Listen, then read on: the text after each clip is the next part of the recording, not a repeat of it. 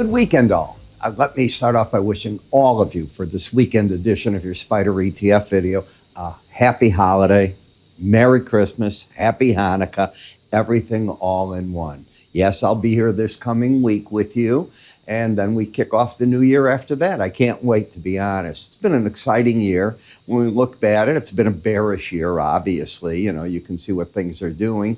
What will 2023 hold? Well, that's going to be interesting. You know, I happen to think we start off one way and end up the other. It wouldn't surprise me. In other words, we start off a little weak. Maybe we end up on more of a strength at the end of the year. We have a lot to go through. You've got to go through the earnings adjustment. Please don't forget that. The easiest thing for the corporate leaders to come out and do at the end of this quarter, the one we're in right now, is as they report results to, of course, give you forward guidance that is poor, and then beat it later in the second or third quarter. If they can do that, then they look like heroes again. That's what I would be doing, and I think that's what many of them will be doing because of high interest rates, the idea that the Fed wants to slow the economy down. That often brings down the PEs on the different markets, and you look to see what they're going to do from there. I'm making this simplistic intentionally because sometimes that's how it works out. It is fairly simplistic. Now, you know, the volumes and so on, they're going to be skewed this coming week. Don't be surprised by that. We get a certain amount of trading days. We're not open on Monday. Then we get ready for the close for the New Year's Day. Then we get a day off, and then we're ready to rock again, right? So that's what's going to happen. All right, when we take a look at Occidental Petroleum, I'll continue with this since I was doing it on the dailies. We've come back down, but if you step back and you look at the market, you're in a trading range. You've been caught up here, let's call it the $75 mark, and let's say that you're caught in the low $52, $53 mark. You're back and forth in here sort of like a wave. When you take a look at the swing line, it helps you understand it, because on the swing line, you now see you have lower highs, lower lows. Remember what a swing line does. It takes the current bar, and there's 5 sets of rules that I created. And when I look at it, it draws the line to either the higher or lower. I teach this all in my full charting course. And so I'm bearish until the market takes out 70.53, because a bear trend is defined as lower highs, lower lows. Without tools like this, you look at a chart, and if we come back to it, where's the high and low? I mean, you can make it up this week, this time, then you go back to another chart, take the name off. You won't be consistent. I know it because I've done it that way. Again, I've done everything wrong at some point. When we take a look at the moving average of closes, you're under the 18-week average. My definition of bias, which is a filter on the swing line, is that when the market is trading under the 18-week average on obviously a weekly chart, the bias is down until it gets over it. So the trend is down, the bias is down. That means it's all systems go on selling rallies probably into the 18-week average at 67.70 with stops over 70.53. One of the potential support zones is the lower band at 58.67. So what we have on the chart is we've got the 100-week average, the 200, they're well under the market. I'll say they're not in play. To get through this average, this Bollinger Band, and just follow those, are very rare that'll just happen. Then we come over last to the slow stochastics, which has had momentum down. So trend down, bias down, momentum down. Market coming down, and you can see it clear as can be.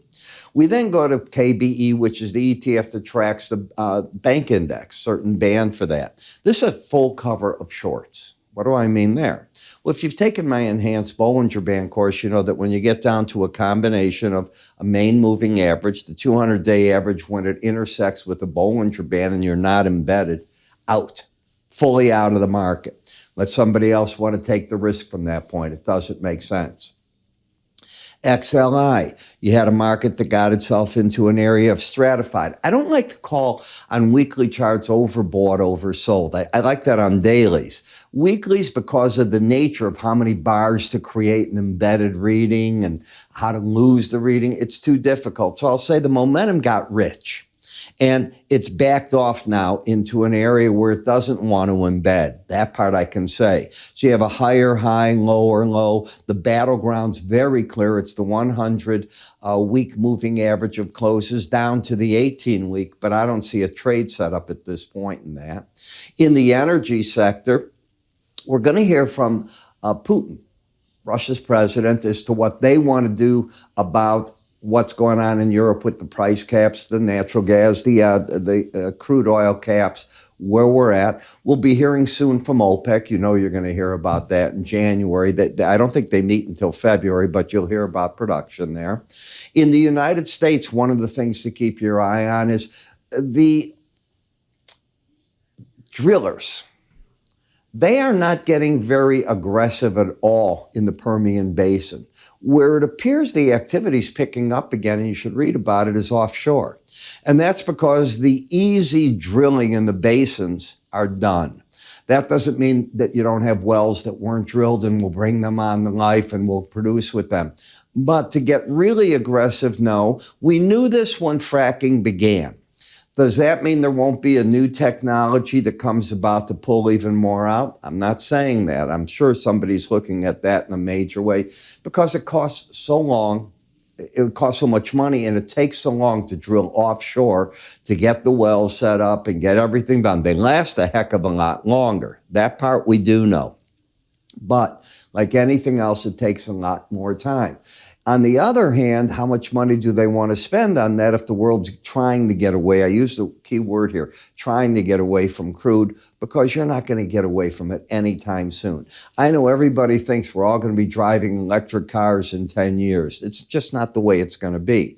You will see that that is the case. There'll be plenty of regular engines. The majority might become electric, but you got a whole grid to build in America. Nothing gets done here overnight or easy. You know that. When you look at FXE, this is the euro. It's very strong, embedded. I think the market will continue to be bought by the pros on breaks, looking for even higher prices on this. I think the days of the strong dollar are behind us. Yes, you can get flare-ups in it, but I don't think you're going to trend, per se, for very long on the upside.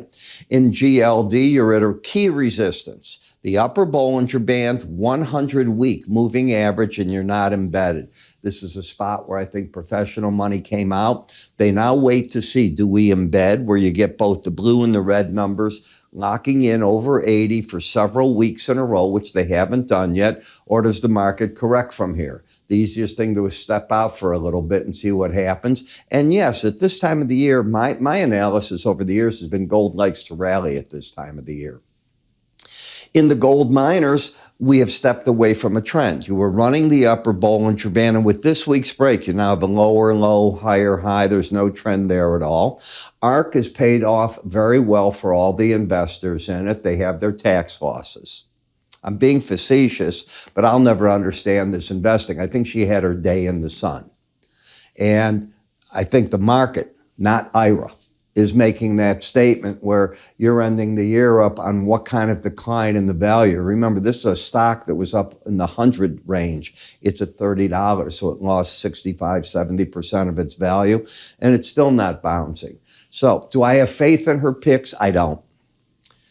It's that simple. I look at what she's buying. Why would I buy Tesla? There's so many other major energy companies now for automobiles. And if you don't think I'm right, that's fine. I get it, and people can say it, but Tesla's at 121 or whatever now.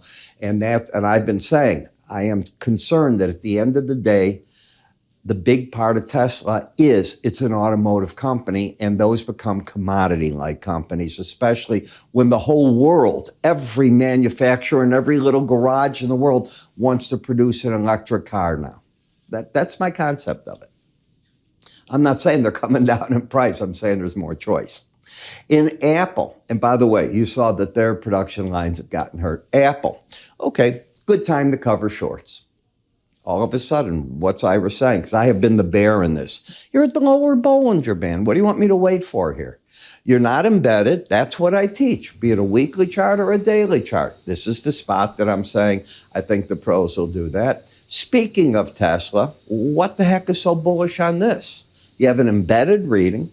The market's down to the Bollinger Band. The first zone to fight the battle was the 200-day average in the Bollinger Band. It failed so far. Doesn't mean it'll stay failed.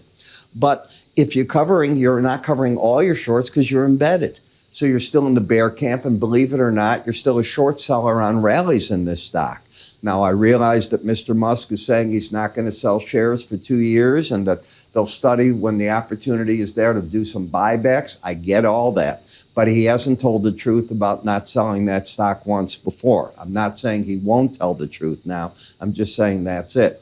The market, not me, is determining what's going on, and the market's giving him a bear rating on it at this point. Meta, the worst looks like it's over for Meta. Now, it's laboring on this rally. You're still under the 18-week average, so it's a contra-trend bullish rally. Why contra-trend? Because the bias of the market, since you're under the 18-week average, is what? Down. Therefore, this is a labored move up there, and that's where it should run into its resistance. But it's really come off these lows very, very nicely. That's a good gain from the roughly $86 level to 118. TLT, okay. This was that rally, again, a contra-trend rally, got over the 18-week average. But how could you be a buyer there and put a stop all the way under these lows? So now what the market's determining is a trade top. And I'll say it's 109.68. The market momentum is now correcting a market that used a lot of the power to get itself up into the 80 level that didn't embed. Sorry about that. So I put this all together and I go to myself, okay, interesting time with that. That was the news that I look at. I want to leave you with one thing. It is Christmas. I gave you a special price for my outside day course. You don't want it? You have yourself a great holiday. You do want it? It ends this Sunday before midnight Central Time. After that, you're not going to get a shot at this. It's 25% off the price. It includes examples. It includes my morning spider and subscriber videos for 2 weeks. It includes the full charting software package that I have. And folks, I think mine's the best priced, one of the lowest priced out there for everything it does. I think it's over the top. And yes, you can trade right through it and do different things. So how do you get all this with all these offers? And by the way, these two offers are worth more than the price of the course, which I priced now for you during Christmas at $90. You don't have to start the course the day you buy it. You buy it, we'll get hold of you. You then tell us down the road when you want us to activate all this. We do, and away you go. Is that fair enough? You could also give it away as a gift. So to get all this, all you need to do is either go to our website, iraepstein.com, under the word education, or move your cursor up here and give it a click. This is the last you'll see of these ads. You have a great weekend, great holiday to everybody, and I'll obviously see you all come Tuesday. Remember, the markets are closed on Monday, so Tuesday I'll be back and in the saddle. Take care.